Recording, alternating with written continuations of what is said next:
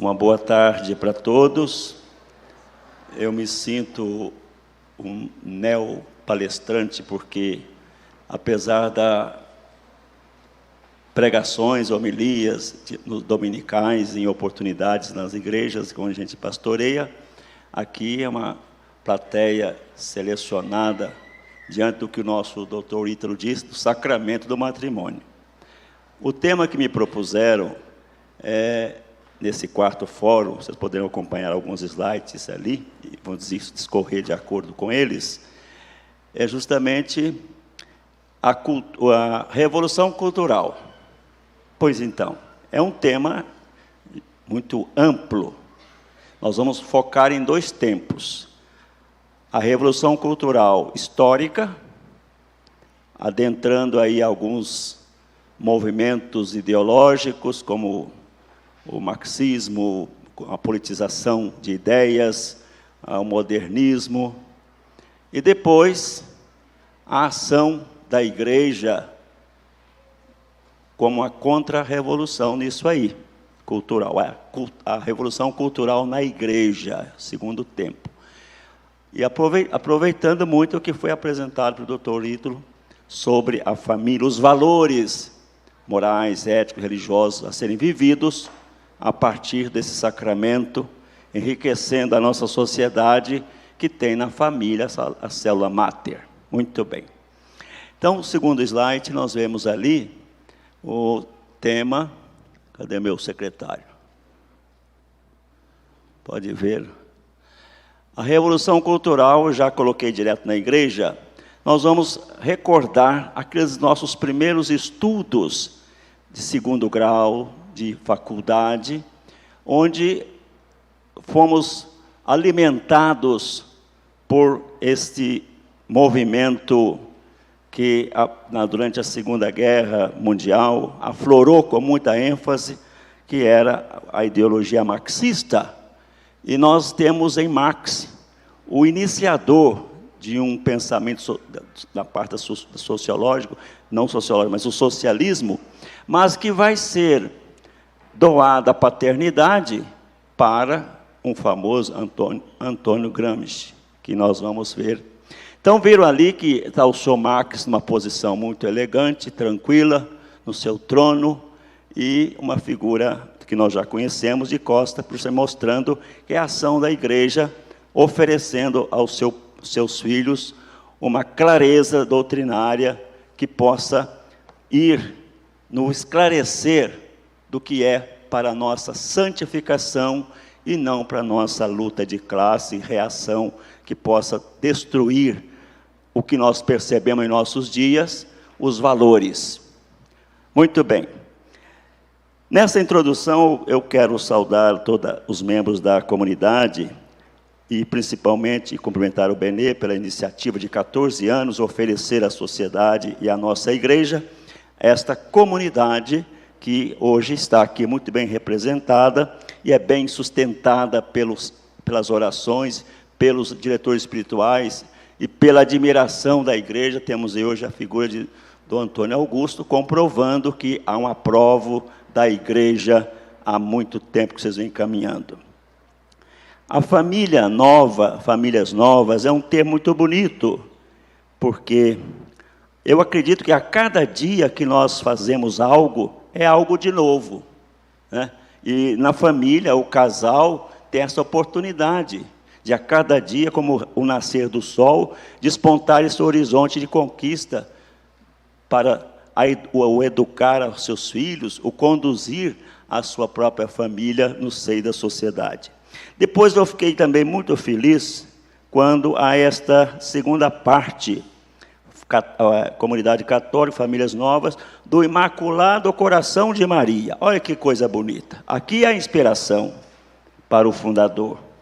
Comunidade católica, a gente conhece Shalom, Rumo a Jerusalém, e tantas outras comunidades, e qualquer comunidade paroquial, comunidade de jovem, enfim, comunidade de freiras, de religiosos, a comunidade católica, em todo sentido.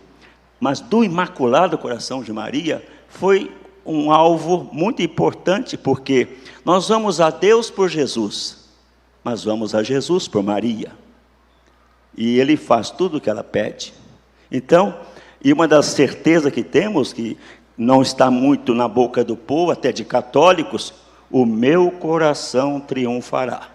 O meu imaculado coração triunfará. Aqui é a base cristã católica que eu quero colocar, para depois adentrarmos neste ateísmo trazido por essa ideologia do marxismo, e que foi uma avalanche que proporcionou mudança na cultura cultural de todos os povos, especialmente nós na América Latina e aqui no Brasil, ainda vemos até hoje as consequências a partir da década de 60. Deus dá uma companheira para o homem. Vamos começar aqui a entender por que tudo em Deus é comunidade. Ele cria tudo e não cria sozinho, porque quando Ele diz, façamos o homem a nossa imagem e semelhança, está ali impregnada uma comunidade.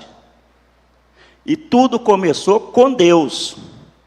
O homem não tem o direito, no decorrer da sua caminhada, desviar aquilo que é real, criado pela divindade, por um Deus que nos ama. E por isso nós vamos entender daqui a pouco a questão do idealismo.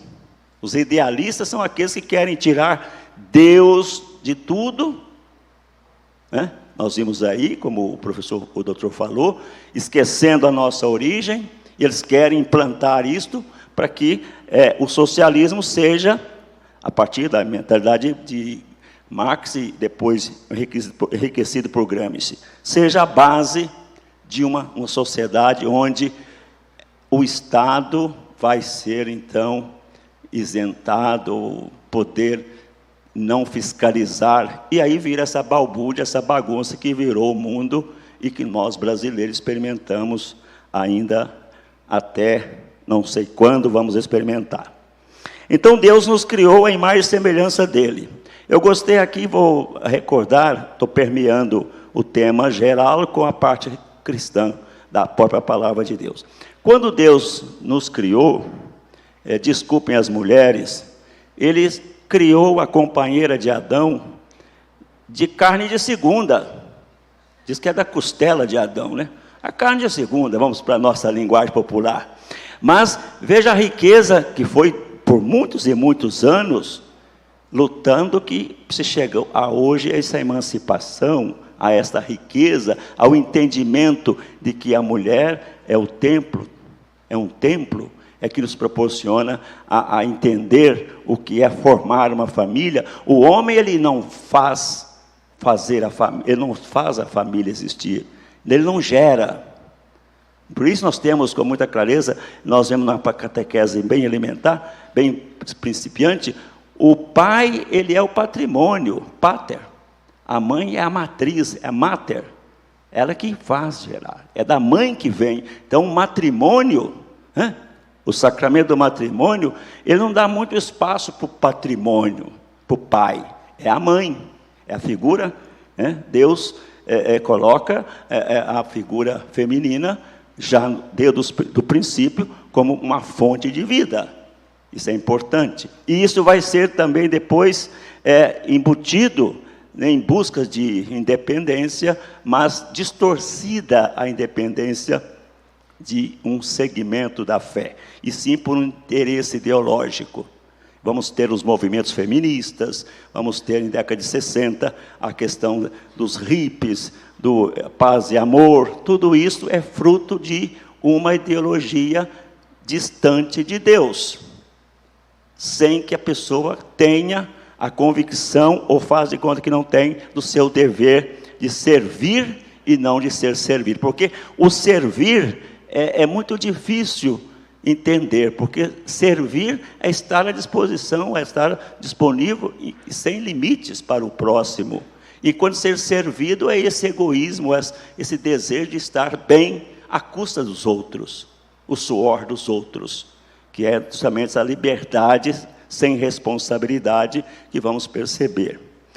O nosso tema, Revolução Cultural, que eu procurei empenhar também depois na parte cultural na igreja, surge na Revolução Industrial. Tem palavras que nós vamos remontar e recordar nos nossos estudos básicos. Revolução Industrial, Revolução Francesa, e vai por aí afora. Quer dizer, não é uma revolta, né?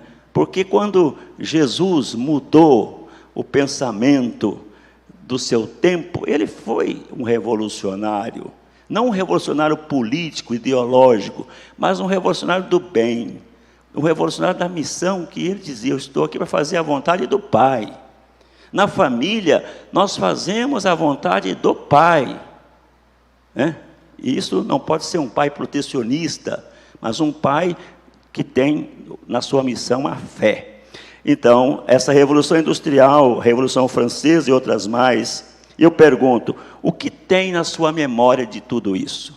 Tente ver, o que eu ouvi falar de Revolução Industrial, de Revolução Francesa, briga política, interesses, luta de classe, prática de uma ideologia que é o socialismo, o comunismo.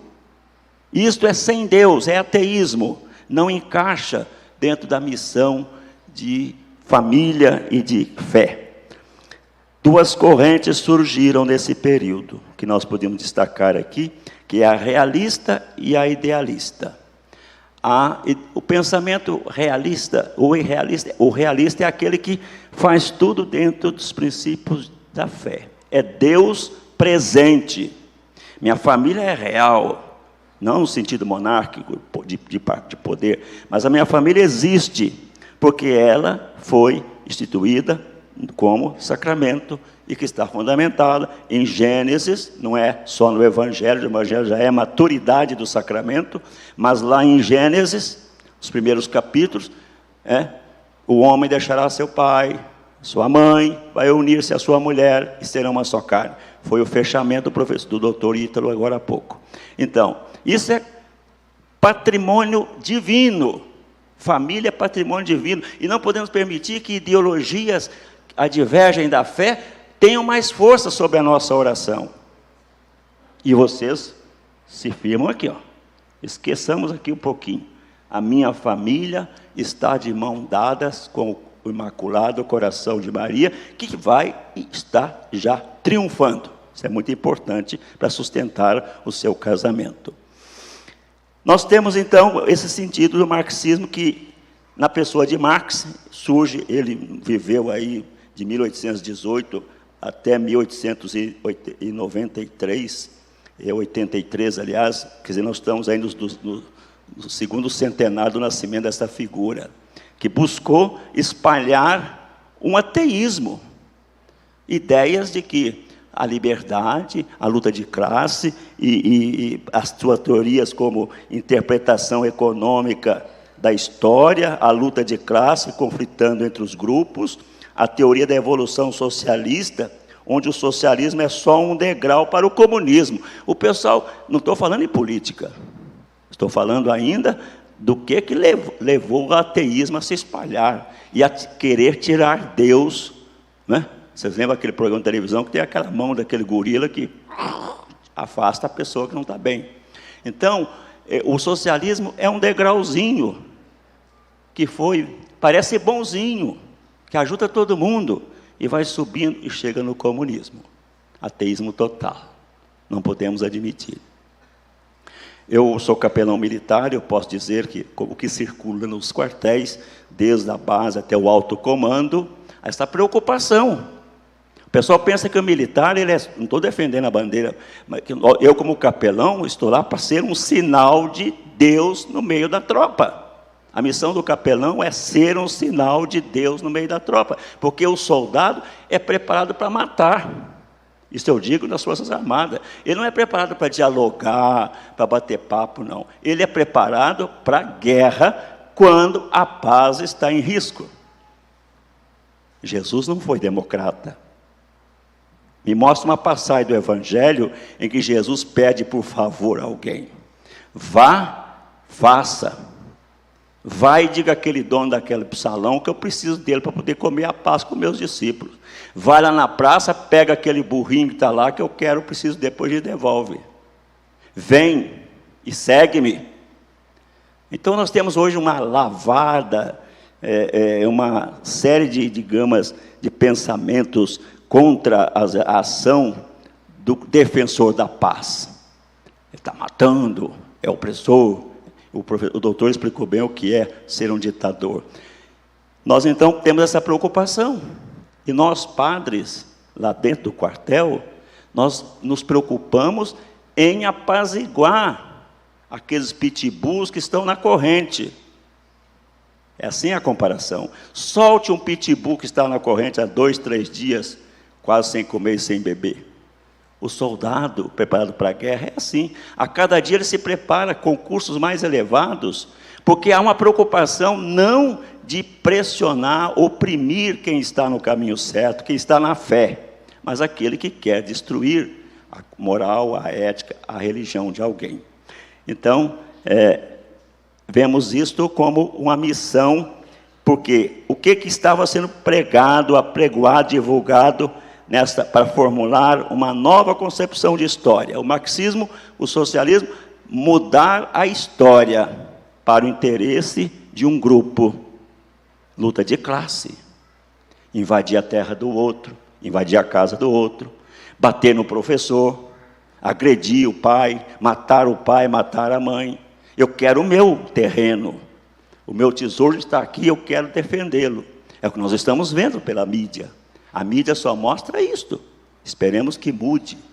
Isto é o pensamento que advém desde Marx e de Gramsci, nesse sentido de pregar uma ideologia que passe a ser uma interpretação econômica da história. A história deve ser pautada pelo lucro e que o homem é um instrumento produtivo de lucro.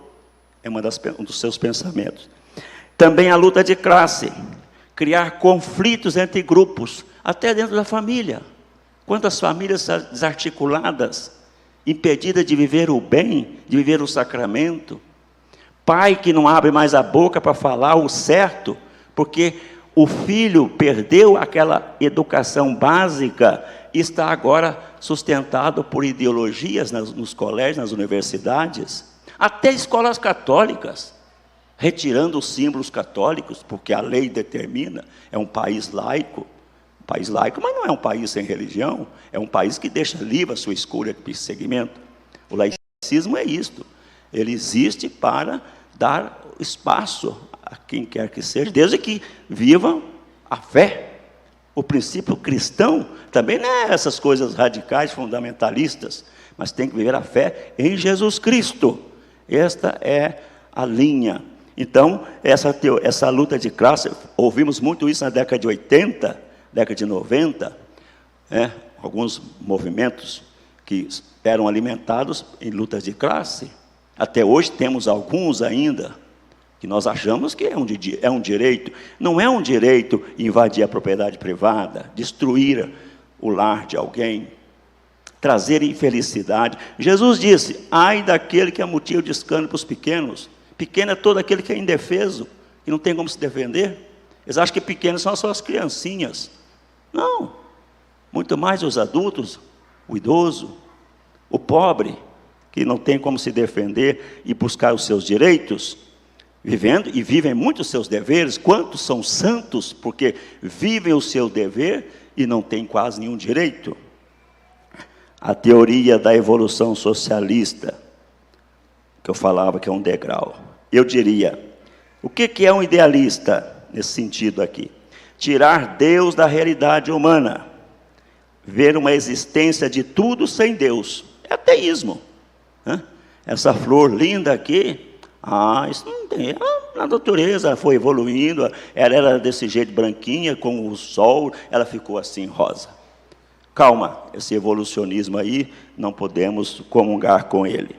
E esses aí, pregoando até hoje, vemos aí o quê? Com a caminhada. Identidade de gênero, né?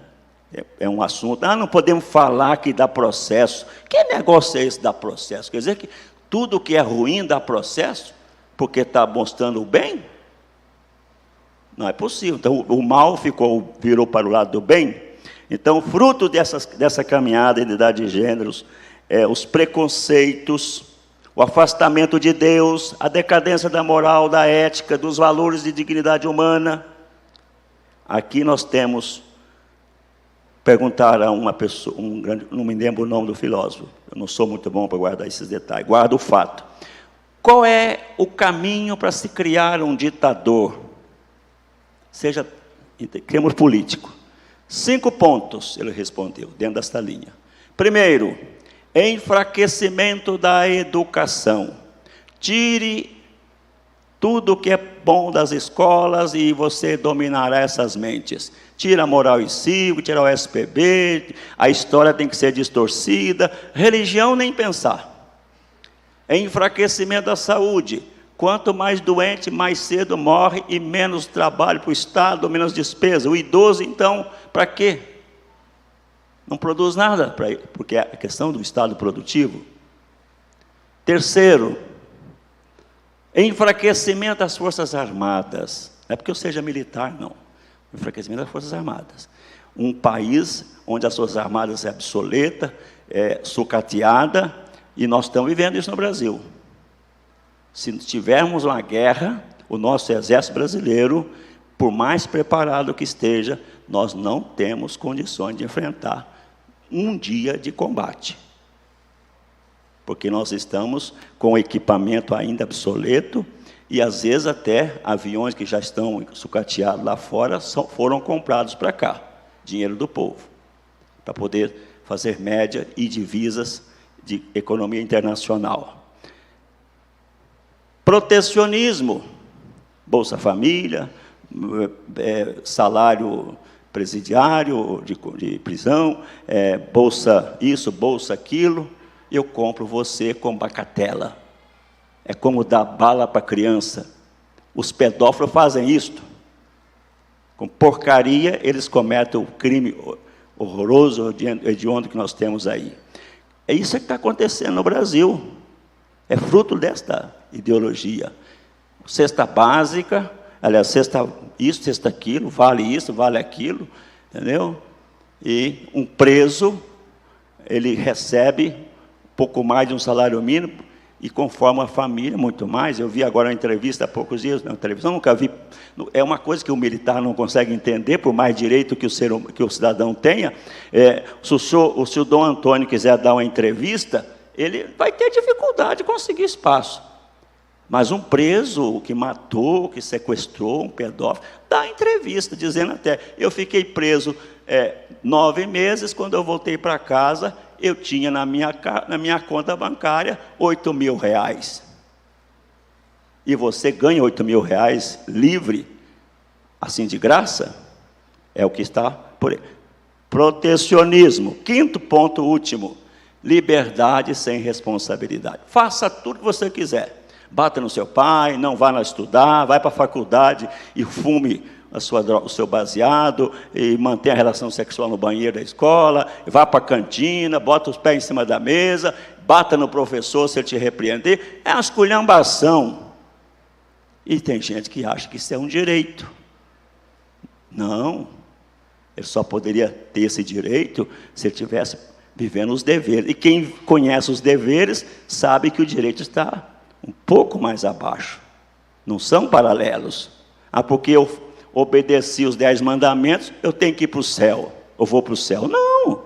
Porque eu sou correto no meu casamento, eu posso ser salvo por uma falha pequena, ou uma pulada de cerca de uma vez por tentação, foi tentação. Não.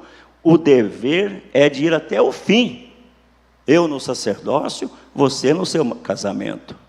E é um direito de ser cobrado. Você tem direito a ser recompensado, mas o direito de ser exigido é superior à sua recompensa.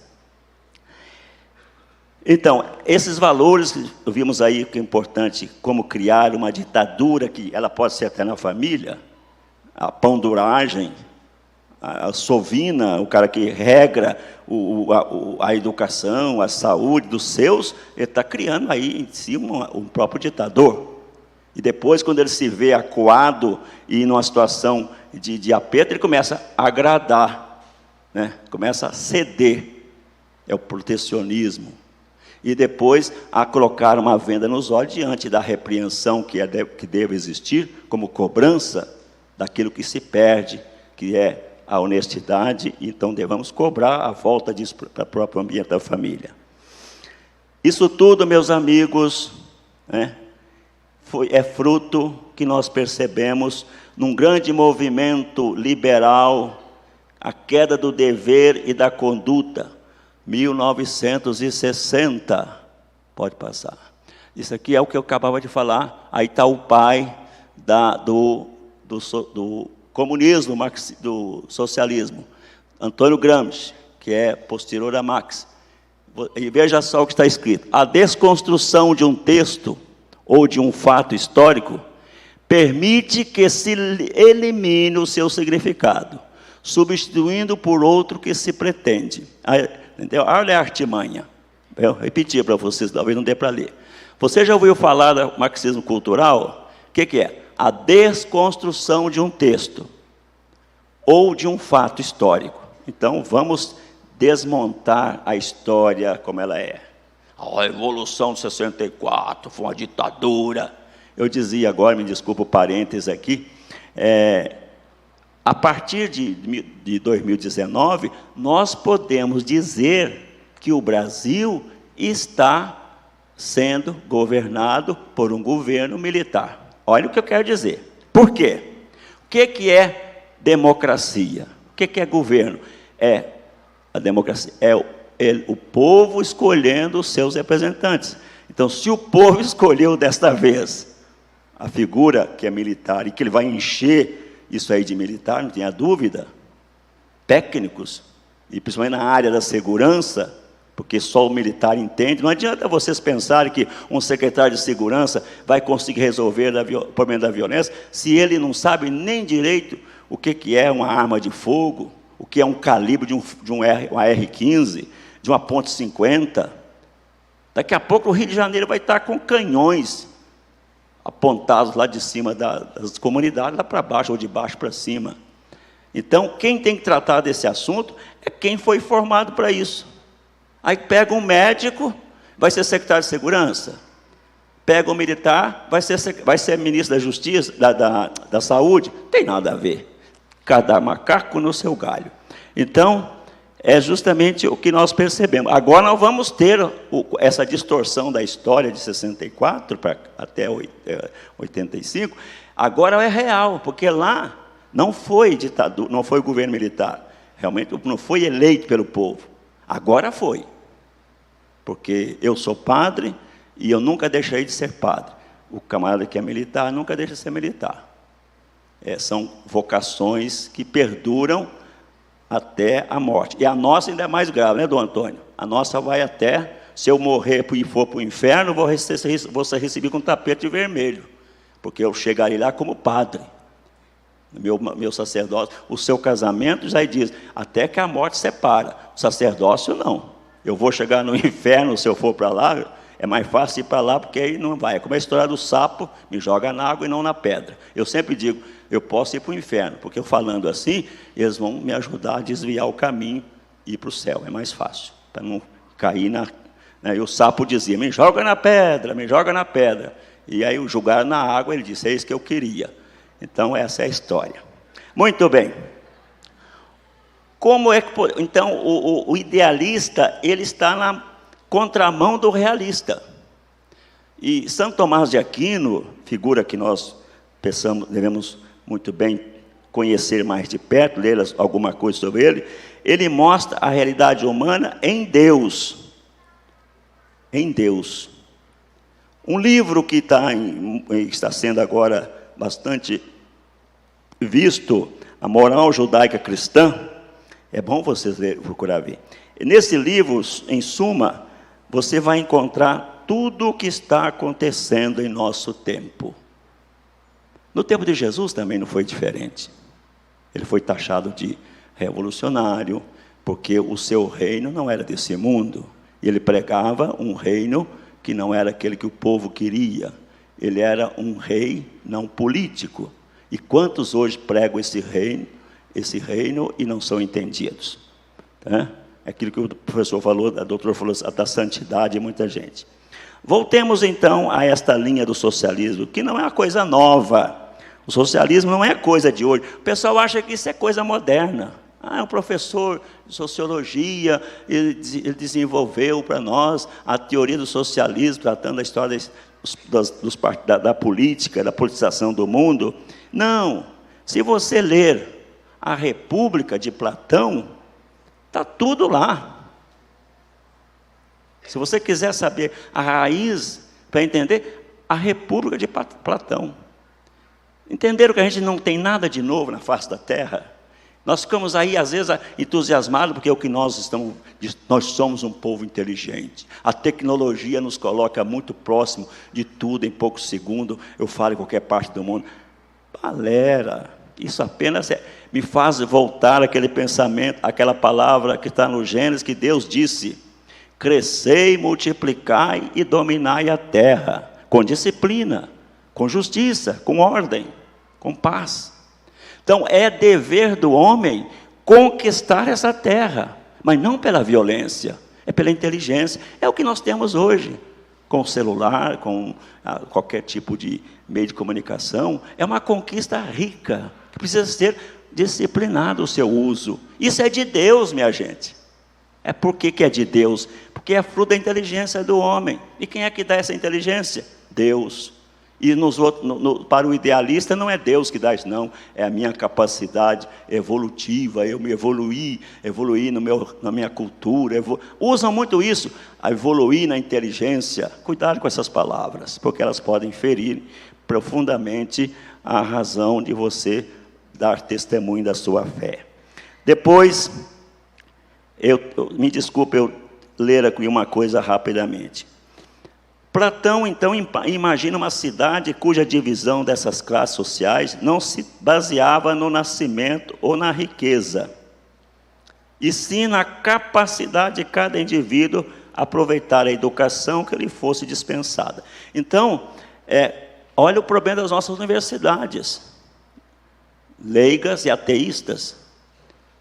O que interessa é o que estão te ensinando. Escola não educa ninguém.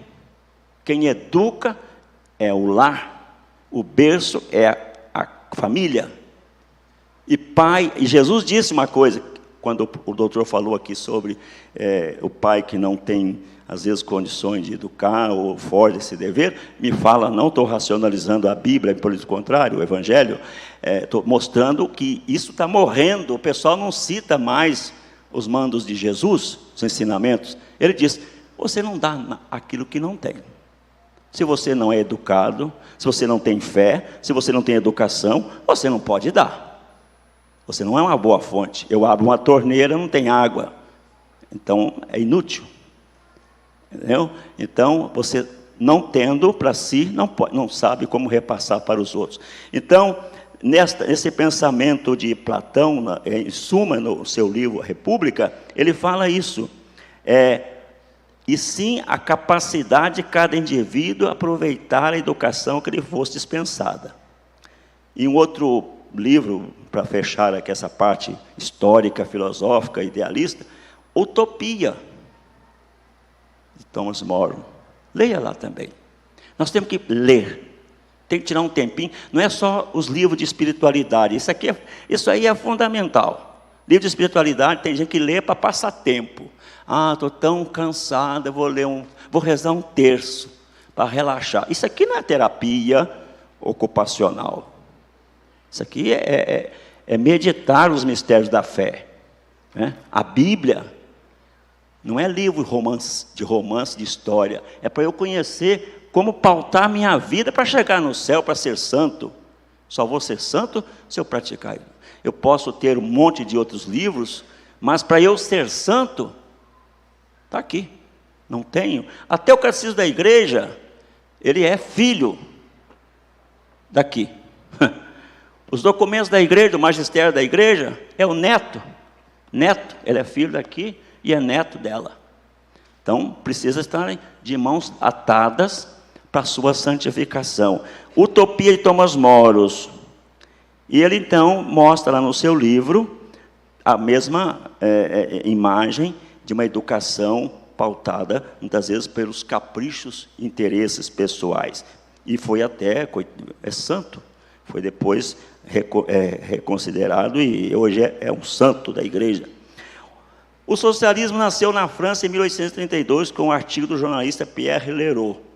Eu estou aqui, isso é parte histórica, eu nem aprofundei nisso, mas eu gosto de ver a certidão de nascimento dos fatos. Estava falando ali de fatos. Eu gosto de ver a certidão de nascimento, porque quando você vai identificar uma pessoa, tem que ter identidade. Então, no caso desses movimentos, temos aí o seu nascimento em tantos períodos. A Revolução Cultural, que foi uma mudança de costumes, tem como pai, falei, o Gramsci, que viveu de 1891 até 1937. Dom Antônio, mais ou menos dessa época, o senhor nasceu por aí, não? 1937? Né? Mais para frente?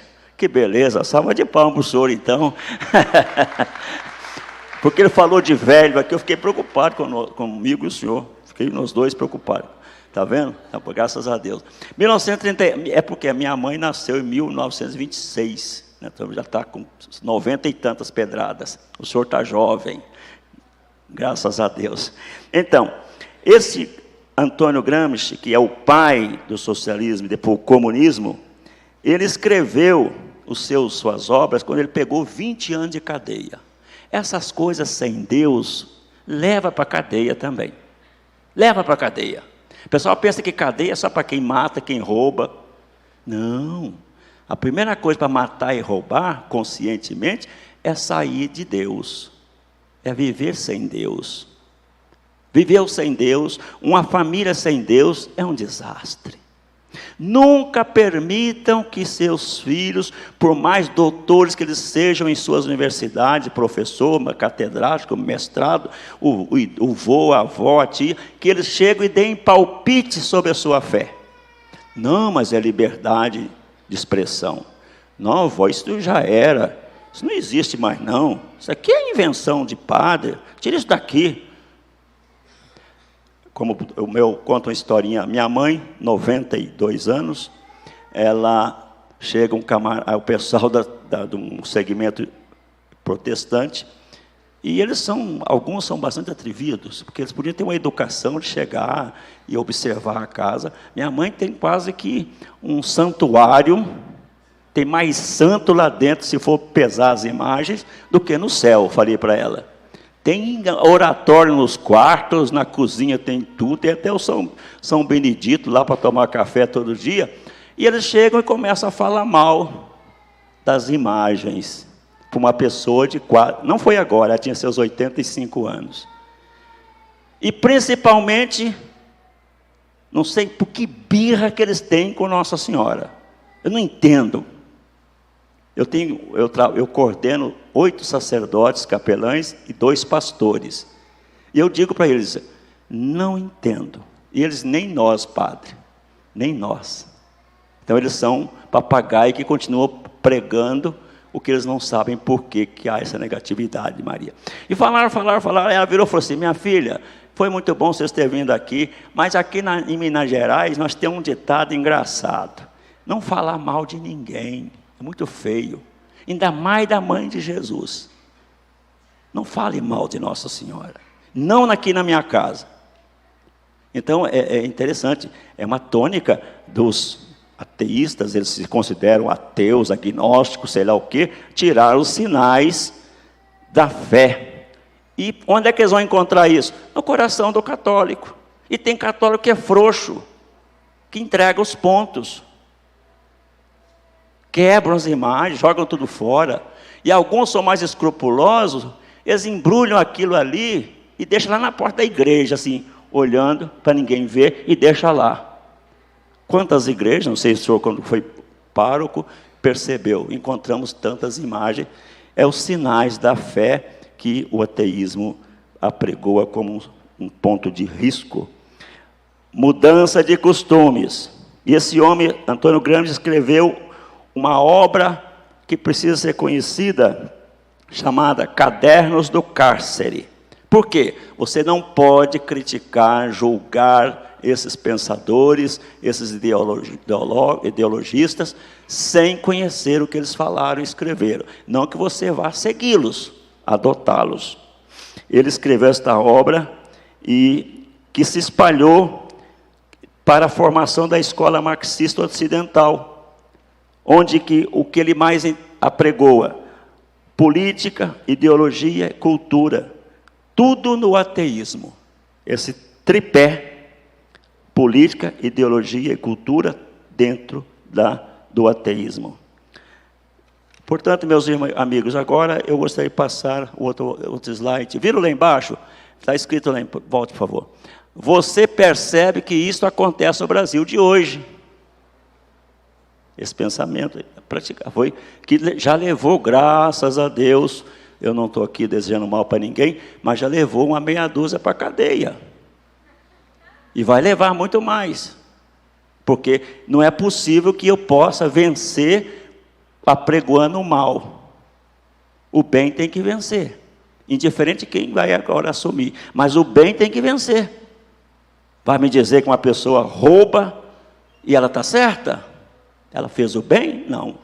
Então, esta ideologia ateísta, sem Deus, nós conhecemos entre nós. E estamos vendo o resultado. Pode mudar, por favor. Lá está, o marxismo cultural é um resumo. Está muito fininho, muito longe, mas é só para você entender. Então, o Gramsci afirmava que o comunismo original não foi bem sucedido do Ocidente por 3 pilares básicos que precisam ser destruídos. Olha lá o que ele queria destruir. Primeira coisa, cultura judaico-cristã. São danados.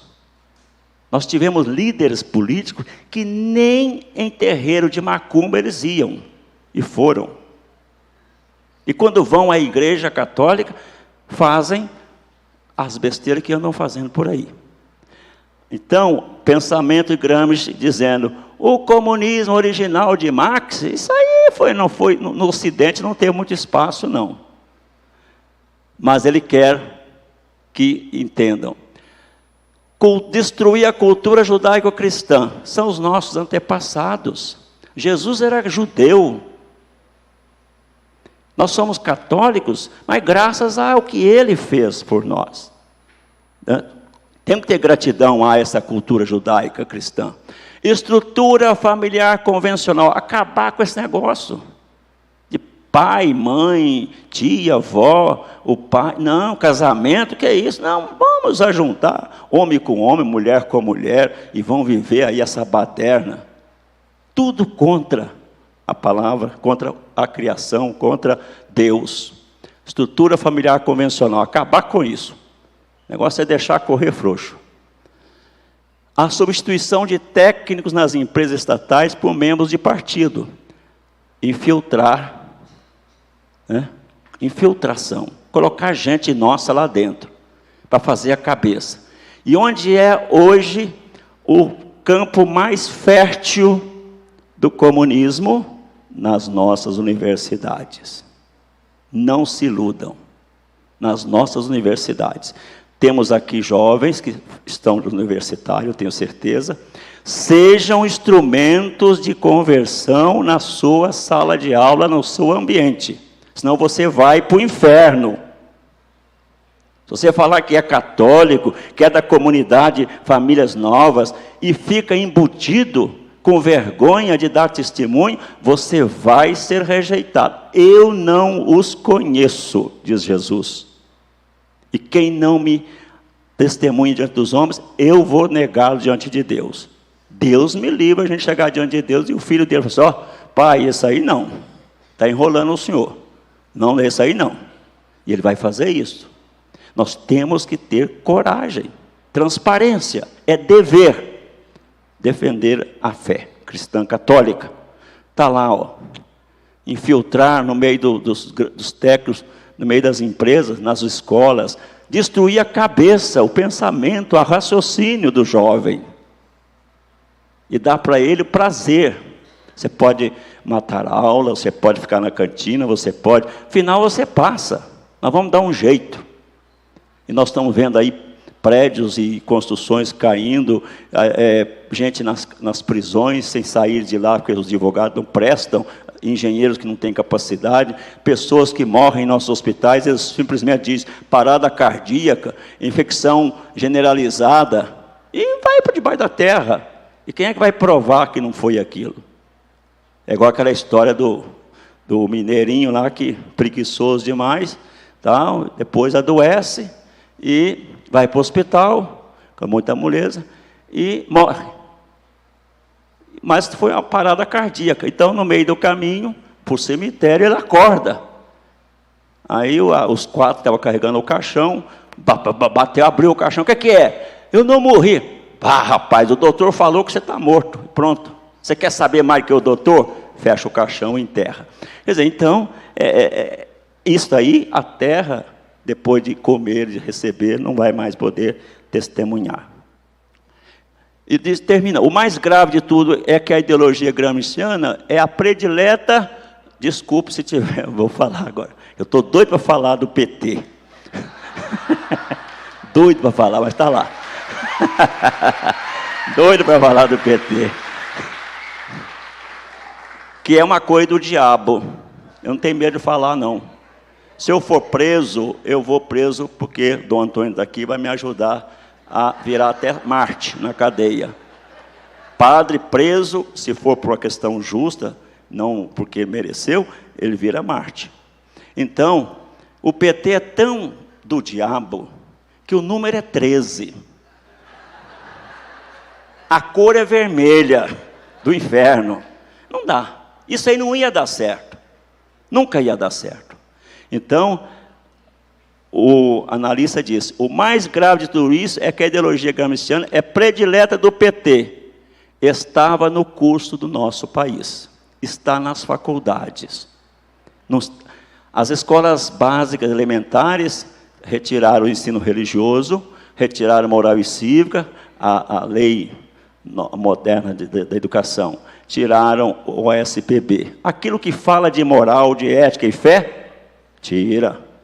Isso não serve para nós, porque isso forma a conduta, a dignidade do homem. Nós temos que formar, eu diria até, emissários do mal. Pode seguir, por favor. Aí está a década de 60. Né? Amor e paz, é isso aí, bicho. Tal, droga à vontade, sexo à vontade. Naquela época, que nós éramos jovens, era uma droga menos nociva. Né? Era só a maconha. Falar em cocaína e heroína naquela época, nossa, era um negócio que ninguém entendia o que era. Mas a maconha era o bravo. Fulano é maconheiro. Fulano estava, coitado, trabalhou a semana inteira. Chegava a saber, estava meio morto, olho caído, desanimado. Está maconhado. Ele é maconheiro. Naquela época. Está lá. Os hippies, o sistema de apresentação, ali, a própria maconha. Não vou me ater a isso, porque senão o tempo não dá para falar da parte religiosa. Pode passar, por favor. Concílio Vaticano II, Teologia da Libertação. Você sabe o que significa? Aqui foram 2 ações da igreja, que tivemos vantagens e desvantagens. Nunca a gente é perfeito. Concílio Vaticano II, desde os primeiros documentos, de Paulo VI, principalmente, sobre a vida, que todo casal deve ler esse documento, que é o Humanae Vitae. Leia aquele documento. Vai casar, se prepara com isso. Nos cursos de noiva, precisa falar desses documentos da igreja. Não vou chegar a São João Paulo II com a familiares consórcios, mas pegue o Humanae Vitae, principalmente. Leia esse documento para quem vai constituir ou que já tem a sua família. A desvantagem foi a má interpretação do concílio por alguns poucos, somente na Holanda, nos teólogos holandeses e alguns aqui da América Latina, e que trouxeram, até no Brasil, quem paga o pato da teologia de libertação no Brasil é Leonardo Boff. Ele é a figura expoente que ninguém... E quando fala de muita abertura, é Dom Helder Câmara, esse pessoal que também tem o seu lado de santidade. Mas é um caminho para você ser santo. Nós temos uma grande arma de defesa da família, dos direitos, de todas as classes, os documentos Vaticano II, sem polemizar.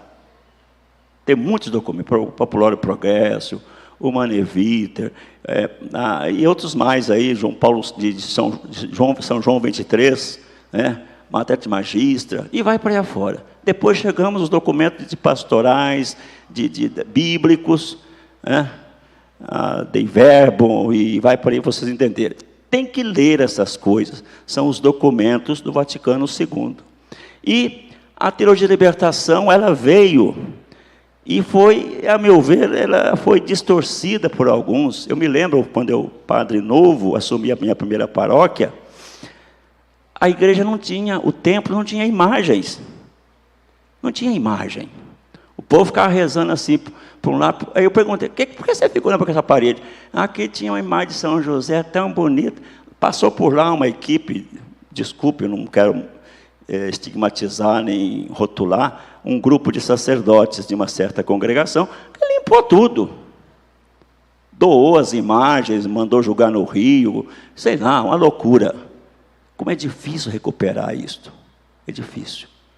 É como perder um filho, perder um ente querido, para quem tem fé, quem tem devoção límpida, correta, baseada no ensinamento bíblico. Então, uma das vantagens que essa teologia da libertação nos trouxe, eu diria para os senhores, é justamente a liberdade, né, a liberdade de se viver a sua fé, a integração ecumênica, o acolher o irmão, indiferente da sua crença, a enculturação bem orientada, também não podemos. Mas a desvantagem está no exagero e no surgimento, aliás, no aumento do ateísmo, do agnosticismo. Vocês podem fazer uma enquete na sua escola, na sua família. Eu sou agnóstico. E tem uns que não sabem nem falar, Dom Antônio. Nós fazemos o levantamento no começo do ano para os nossos soldados. Nós, capelães, temos um privilégio que pároco nenhum tem. Sabe qual é? De formar jovens para o mundo na fé. O exército, eu falo pelo exército, tem um serviço de assistência religiosa organizado com padres e pastores para ficar à disposição 24 horas da tropa. Qual é o pároco que tem nas suas mãos, todos os anos, 800, 2.000 jovens? O capelão militar tem. Então, num desses lances aí, um soldadinho escreveu lá. O nome dele era da pergunta, porque a gente tem que fazer o censo. Religião, diagnóstico. Aí eu peguei aquela folha, bom, diagnóstico, aí guardei. Aí mandei chamar o soldado. Pois não, coronel. Sentei, meu filho. Você se formou em qual faculdade de medicina? Não, senhor, eu estou fazendo 2º grau, estou fazendo o curso técnico. Não. Mas você escreveu aqui, meu filho, que você é diagnóstico. Diagnóstico de quê? Você é um diagnóstico de carne e osso. Não, o que eu queria? Não, você queria dizer agnóstico. Você nem sabe escrever o que você é. Então, aí vocês veem o que é a cabeça de alguns que consideram sábios. Então, a desvantagem, que eu diria, é o ateísmo acerrado e também algumas perdas de fiéis, como o Santo Padre Francisco está pedindo. Sejamos presença no meio do povo. Padre de sacristia, de escritório, plaquinha. Eu desanimo quando eu chego na casa paroquial, lá está certo, tem que ter horário de expediente. Mas o padre não atende depois da missa das 19 horas. O padre está na faculdade. Tudo bem. Ele pode estar na faculdade, mas ele tem que ficar com o seu celular atento. Se um paroquiano está morrendo, tem uma família desesperada, ele tem que ir lá atender. Isso aí não tem dói, me dói. É dever. Não é direito de ficar fazer o que bem entende. Então, uma das desvantagens foi essa questão. não sei se o senhor bispo vai concordar, mas hoje eu fui reitor de seminário durante 10 anos. A formação hoje não é fácil. O bispo chama o teólogo para marcar o seu diaconato, marcar o seu presbiterato. Ele pergunta para o bispo, na cara de pau, essa paróquia tem internet? Tem carro? Tem empregada para cuidar das minhas coisas? Eu vou poder continuar o meu mestrado? Esse não pode ser pároco. Ele tem que ir fazer o seu mestrado. Um bispo inteligente, é um pai, sabe diferenciar as coisas. Você vai ser... Agora, fica de olho, porque nós temos aqui em São Paulo, muita universidade, veio o padre Aquiles, veio da Costa do Marfim, falou da África. E é uma região muito pobre que ele era pároco. Veio fazer mestrado aqui na PUC. Não quis voltar. O bispo dele não conseguia levar o Aquiles de volta. Ele celebrava nos domingos numa comunidade militar nossa. E fizemos 3 despedidas do Aquiles. Porque, é lógico, tinha suas razões. Mas eu vou investir no meu padre, para depois eu ficar tendo dor de cabeça, ele não quer nem voltar, ele não quer dar retorno. E olha, o senhor me perdoe, Dom Augusto, mas tem bispo frouxo, que tem medo de apertar. Isso não pode. Não pode. Porque será conivente com desastres. E temos aí, ontem mesmo eu recebi uma notícia que me doeu o coração. Um colega meu, que é sacerdócio, 68 anos, doente, abandonou o sacerdócio para casar. Casar com o quê? Com a enfermeira? Quer dizer, não pode. Foi fruto de um vazio desse sacerdote que é meu amigo, entendeu?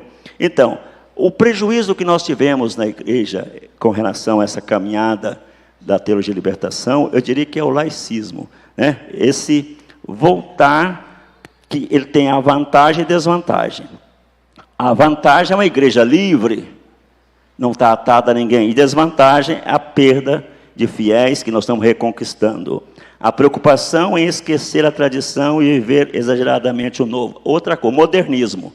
Eu já estou terminando aqui para dar para vocês as ferramentas de como agir contra essas coisas. Então, o modernismo tem que ter cuidado com qualquer pensamento ideológico. Ele tem que ter uma disciplina para o bem. A arte moderna, temos aí grandes pintores que nos mostram a riqueza da nossa cultura, obras de arte importantíssimas, isso está dentro do campo moderno. A igreja, interessante, nós ainda vivemos ainda a admiração da arte sacra, que é da Idade Média, Idade Moderna. Hoje quase não se produz arte. Agora temos aí o Santuário de Aparecida, que é um cenário belíssimo de arte moderna, do Pastres, que morreu recentemente. Mas tem gente que critica. Aquilo é fruto do nosso tempo. E é sério. Ah, mas distrai muito. Ó, se não tem nada, você fica perdido porque não tem o que ver. Se tem muito, eu me distraio. Então está difícil. Está difícil. Então o modernismo veio para ajudar, desde que nós saibamos disciplinar. Missas adaptadas. É um problema. O povo de Deus, ao casar, ao batizar, ao celebrar a sua caminhada, eles querem serem respeitados na sua dignidade de fé. Eu tenho um colega que vai celebrar a missa, ele já tem o seu kit de acordo com a comunidade. Ele diz que é porque eles são pobres. Então o cálice é um coité de coco. Não, eles são pobres, eu vou chegar com cálice dourado. Gente, você eleva o espírito. Não estou dizendo que o material seja mais importante, em absoluto. Mas a dignidade do que eu estou celebrando. A dignidade que eu estou celebrando. Essa garrafa com água para colocar água, ela foi planejada. Ela tem que atrair a atenção do consumidor. Ele olha, nossa, essa água é gostosa. Vai por causa do recipiente, às vezes a água nem presta, está cheia está até contaminada. Então, esses copos aqui, parecendo mais da Inglaterra, tudo de cristal parece, É agradável tomar uma... Imagina eu tomar água num copinho que veio de papel, ou então de geleia, mocotó, que coisinha. Não é a mesma coisa. Olha que copo bonito que eles colocaram aqui. Isso agrada. Então, celebrar dignamente, fazer um casamento com intimidade com o casal, conhecer, visitar esse casal. Eu tenho ojeriza quando a avó, a mãe da noiva me liga. Padre, no militar é muito comum. Padre, a minha filha não tem tempo, que ela está fazendo faculdade, o noivo dela está lá no sul, que ele é militar, ela está lá não sei aonde. Eu posso ir marcar o casamento dela? Não. Não. A sua vez já passou. Não. Porque isso é sério. Casamento é coisa séria. Então, missas adaptadas. Cuidado com isto. Padre pulando no altar, pulando na hora de fazer casamento, cantando. É romântico? Isso aqui não é uma cena de teatro, não é uma teatralização, não é uma coreografia. Isso aqui é sacramento, é coisa divina. Isso é a arma para derrubar o modernismo, para derrubar essa influência negativa que está por aí. O outro para o final, conclusão. Aqui, a antirrevolucionária dos cristãos, a ação antirrevolucionária. Eu diria para os senhores, primeira ação revolucionária, Bíblia Sagrada. Casal que não reza junto, que não medita a palavra de Deus, não vai longe. E se for longe, vai longe demais. Um por um lado, outro por outro. Primeira arma. Segunda arma importante, catecismo da igreja. Será que você já leu esse catecismo da igreja? Tem na sua casa, pelo menos na sua estante? O que a igreja interpreta da fé para passar para você? É a segunda arma. Estão falando tanto em arma, armamento, desarmamento. Então se armem. Terceira arma fundamental também, o documento do Vaticano II, os magistérios da igreja. Aqui é a base, mas tem os documentos atuais. A cada Assembleia dos Bispos sai um documento nos orientando. A gente lê isto? Desculpe que esse tal de si. O si é interessante, o si resolve tudo. Se eu fosse bispo, eu ia fazer como o meu bispo, Dom Geraldo Ávila. Ele era o seguinte, ele ia visitar o padre, o capelão militar, ele chegava, uma vez que passava aí uns 6, 8 meses, ele chegava na casa paroquial, eu trabalhei com ele 10 anos e aprendi isso. Um dia ele me revelou. Ele chegava na casa paroquial, no cair da tarde, para visita pastoral ou para visitar o padre. Aniversário do padre. Ele falava para o padre assim, quando ele chegava na casa paroquial: ô meu filho, eu estou com muita sede, dá para você me arrumar água? Ah, sim senhor. Aí o padre ia na casa lá buscar, e o bispo olhava no escritório, pegava o breviário do padre e folheava. Ali ele sabia se o padre rezava ou não rezava. O breviário era da segunda semana, ele estava, quando o tempo era o segundo volume, ele estava com o primeiro, na terceira semana, ali o nosso bispo sabia se aquele padre rezava ou não rezava. Gente, outra arma para a gente atacar esse negócio, sem discussão, sem polemizar, o terço. Rezar o terço, hein? Vocês da comunidade católica, famílias novas, meu coração triunfará.